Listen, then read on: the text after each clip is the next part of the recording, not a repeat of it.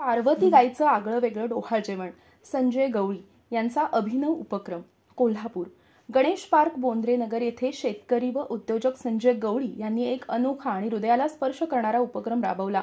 महिलांचे डोहाळ जेवण ही आपली पारंपरिक प्रथा असली तरी यावेळी गवळी यांनी मानवाऐवजी चक्क पार्वती नावाच्या गायीचे डोहाळ जेवण मोठ्या थाटामाटात साजरे केले.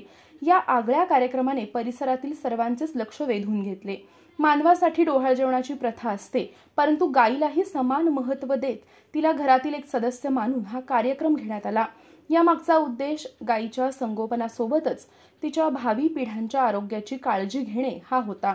गाय ही फक्त दुधाचा आधार नाही, तर ती आपल्या संस्कृतीत आई समान स्थान असलेली आहे.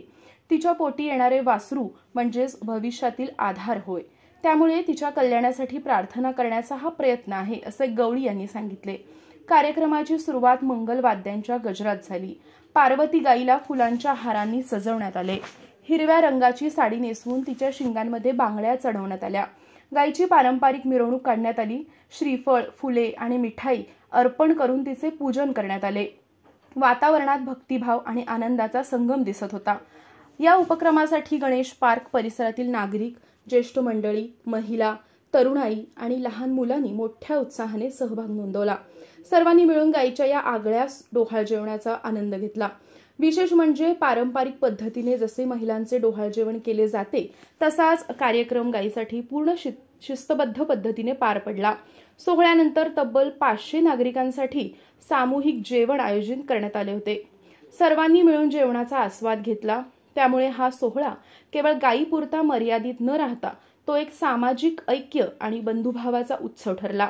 उपस्थित नागरिकांनी संजय गवळी यांच्या या अभिनव उपक्रमाचे मनापासून कौतुक केले. आजच्या आधुनिक युगातही ग्रामीण परंपरा जपणे आणि गायीच्या संगोपनासंदर्भात जनजागृती करणे ही समाजासाठी अत्यंत महत्त्वाची बाब आहे. अशा उपक्रमांची समाजाला नक्कीच गरज आहे, असे मत अनेकांनी व्यक्त केले. या आगळ्या वेगळ्या सोहळ्यामुळे संपूर्ण परिसरात सकारात्मक वातावरण निर्माण झाले होते. गायीचे डोहाळ जेवण हा फक्त एक सोहळा न ठरता तो गायीच्या संगोपनाची जाणीव, परंपरेचा सन्मान आणि भावी पिढ्यांसाठी दिलेला सामाजिक संदेश ठरला.